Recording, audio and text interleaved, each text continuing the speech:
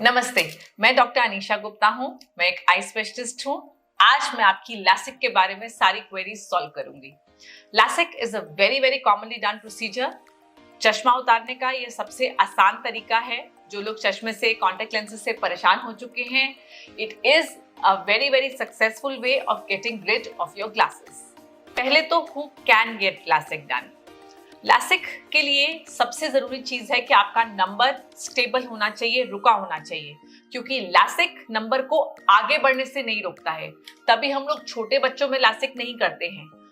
When you have achieved your adulthood, जब आपकी आंख की साइज और शेप में इंक्रीज या चेंज रुक जाता है, तो ही हम लासिक रेकमेंड करते हैं।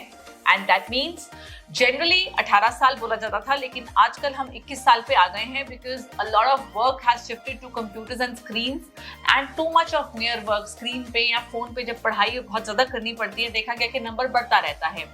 इसलिए ये एज पुश करके बहुत लोगों ने 21 साल कर दी है कि 21 साल से पहले लासिक या कोई भी रिफ्रैक्टिव सर्जरी अवॉइड करें, ताकि नंबर पूरा का पूरा आ जाए। अगर 21 पे भी आपका नंबर इंक्रीज कर रहा है तो और थोड़ा इंतजार करें, बिकॉज लासिक कभी भी उसको बढ़ने से नहीं रोकेगा। LASIK will neutralize whatever power you have at that time and make you glass free. But जो नंबर नेचुरली बढ़ता चला जा रहा है, अगर वो उसमें बढ़ाव में ही अभी चल रहा है, तो वो फिर से पावर आ जाएगी साल 2 साल में, and it will be not very good for you, because आपने पर्पस तो यही था लासिक कराने का कि नंबर हट जाए। सो either you are more than 21 years of age or the power is stable for at least 6 months. इसीलिए जरूरी है, अगर आप लासिक कंसिडर कर रहे हैं तो अपनी पावर्स के रिकॉर्ड्स रखें, पिछले अगले, ताकि एक डॉक्यूमेंटेशन रहे कि पावर बढ़ तो नहीं रहा है। नंबर जनरली लासिक हर तरह की पावर में हो सकता है, प्लस में, माइनस में, सिलेंडर में, एस्टिग्मेटिज्म में, सब में करा जा सकता है। बट इंपॉर्टेंट ये है कि पावर कितनी है और आपकी कॉर्नियल थिकनेस कितनी है। सो इन लासिक आपकी कॉर्निया को रीशेप किया जाता है। ज्यादातर लोगों का माइनस नंबर होता है और कॉर्निया को पतला करना पड़ता है सेंट्रल में। इसलिए जरूरी है कि इनिशियल टू स्टार्ट विद हमारी जो पुतली है उसकी थिकनेस कितनी है।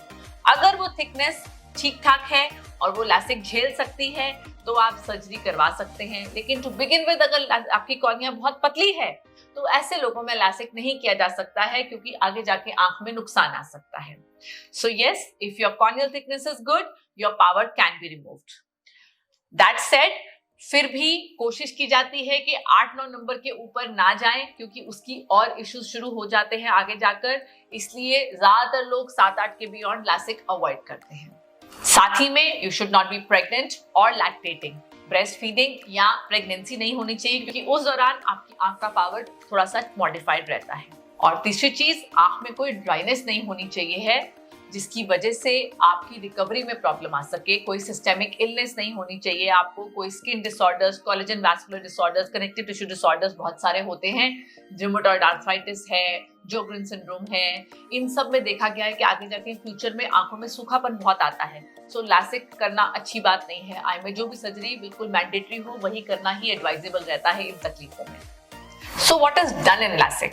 लासिक में करते क्या है? लासिक में आपकी जो कॉर्निया है उसके ऊपर एक फ्लैप बनाया जाता है, एक पतला सा फ्लैप उठाया जाता है और उसके अंदर लेजर किया जाता है और फिर उस फ्लैप को बिठा दिया जाता है। सो जो लेजर होता है लासिक वाला, वो लेजर होता है जो कॉर्निया को रीशेप करता है आपका नंबर हटाने के लिए।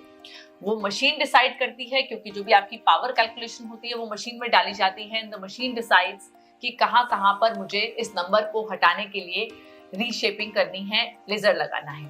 And that flap is put back, ताकि आपकी आंख जल्दी हील कर जाए, रिकवर कर जाए। Now this flap can be made either with a blade or it can be made with another laser which is the फेब्जो लेजर। तो उसी तरह से आपके दो तरह के लासिक हो जाते हैं, blade LASIK and bladeless LASIK. Now blade LASIK में दो तरह के फ्लैप्स बनते हैं, one is a thin flap LASIK and one is a normal flap. ये डिसाइड करते हैं डॉक्टर के कितनी पावर है और कितनी कॉर्नियल थिकनेस है, क्योंकि जैसा मैंने बताया, हमें मिनिमम कॉर्निया का अगर हम फ्लैप निकाल देंगे, जैसे हमारी कॉर्निया की थिकनेस 550 के करीब है, हमने 120 या 130 का फ्लैप निकाल दिया तो नीचे कम अमाउंट बचा लेजर के लायक, जिन लोगों में कॉर्निया पतला होता है, हम फ्लैप और पतला बनाना चाहते हैं, 90 तक बनाना चाहते हैं रादर देन 120, 130, सो दैट अंदर लेजर कर रहे हैं जो वहां कॉर्निया है हमारे पास ज्यादा बचे लेजर के लिए. So this flap by blade, it can be a normal LASIK or it can be a thin flap LASIK with the help of a blade. On the contrary, जब हम bladeless LASIK में जाते हैं, जहाँ पे femto laser के रास्ते से वो फ्लैप बनाया जाता है, वहां पे हम कंप्यूटर के थ्रू ही डिसाइड कर सकते हैं हमें कितना फ्लैप चाहिए. हम उसमें अल्ट्रा थिन फ्लैप में भी जा सकते हैं और जनरली फेमटो में फ्लैप पतला ही बनता है. So that leaves a lot of corneal bed for the actual LASIK laser. Contoura, बहुत लोग पूछते हैं कॉन्टूरा क्या है. कॉन्टूरा एक तरह का फेमटो LASIK ही है जिसपे आपका फ्लैप जो है वो ब्लेड की से ना बनकर एक लेजर से कटता है और उसके बाद अंदर लेजर होता है. But along with that it also calculates आपके बाकी के सारे कॉर्नियल पैरामीटर्स, आपके प्यूपिल साइज के अंधेरे में कितना प्यूपिल साइज है, लाइट में कितना प्यूपिल साइज है, ताकि इस सब के साथ आपकी पोस्ट ऑफ विजन जितनी HD हो सके वो रहे, जितना अच्छा हो सके वो रहे. So the visual quality improves. It is also kind of a bladeless LASIK only, but it has been shown to have better visual quality because it includes a lot of other parameters of your eye, specific to your eye, जो आपके लिए क्या बढ़िया रहेगा वो decide करता है. Investigations. LASIK से पहले हमें टेस्ट क्या कराना है? सबसे पहले आपका नंबर चेक होना चाहिए ढंग से, क्योंकि वही सबसे इंपॉर्टेंट चीज है. अगर नंबर ढंग से कैलकुलेट नहीं होगा तो मशीन ठीक कैसे करेगी. दवाई डालकर चेक करना बहुत जरूरी होता है, नंबर भी और साथ ही में रेटिना भी. Now see, most of these patients जिनको हम करते हैं माइनस नंबर के लोग, उनका नंबर ज्यादा होता है और इन लोगों में रेटिना में इश्यूज, रेटिना में होल्स, टेयर्स निकल आते हैं. Now those issues have to be treated prior to going for a LASIK, because देखा गया है कि LASIK के बाद ये इश्यूज बढ़ते हैं और पर्दा फटने का या रोशनी गिरने का रिस्क रहता है. इसलिए जहाँ भी हमें लैटिसेस, होल्स दिखते हैं उनको पहले ट्रीट करना होता है और उसके बाद ही LASIK किया जाता है. ये एक इंडिपेंडेंट प्रोसीजर है LASIK से, सिर्फ रेटिना को पक्का करने का होता है ताकि आगे जाके पर्दे में कोई नुकसान नहीं आए. इस सब के बाद कॉर्नियल थिकनेस, पेंटाकैम, ये सब भी करना पड़ता है टू डिसाइड कि ये आंख LASIK ले पाएगी कि नहीं ले पाएगी. ड्राइनेस देखनी जरूरी होती है कि ड्राइनेस तो नहीं आए. अगर आप कॉन्टेक्ट लेंसेज यूज करते हैं रेगुलरली तो कोशिश होती है कि एक हफ्ता पहले आप कॉन्टेक्ट लेंसेज बंद कर दें ताकि आई बिल्कुल फ्रेश तरीके से मैनेज हो सके. Recovery after LASIK is generally very fast.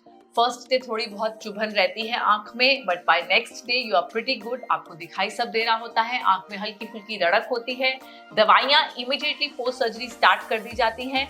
But the precautions that you have to majorly take is not to touch your eyes, not to rub your eyes, because वो flap अभी कच्चा है, वो जब तक properly चिपकेगा नहीं, हम नहीं चाहते हैं कि आप आंख को छुएं. So once it settles, we are good to go. साथ ही में पानी का परहेज तो होता ही है हफ्ता 10 दिन तक कि आंख के अंदर खुला पानी ना जाए, आंख को रगड़े मसले नहीं, बाहर निकले तो काला चश्मा लगाएं. Computer work you can start in 3 to 4 days, little bit, जितना आप मैनेज कर सकते हैं, बिकॉज ड्राइनेस और लाइट शुरू में तंग करेगी. ड्राइविंग 1 हफ्ते बाद और जिम, स्विमिंग 1.5 months के बाद. वाटर स्पोर्ट्स तो और 3-4 महीने बाद ही रेकमेंड की जाती हैं, नॉट बिफोर दैट. दवाइयां चलती हैं लगभग 1.5 महीने तक, but mostly you are good to go in about 3 to 4 days. So LASIK एक बहुत आसान तरीका है चश्मे से, कॉन्टेक्ट लेंसेज से निजात पाने का. Consider it if you really want to get rid of your glasses. Any questions? Ask me.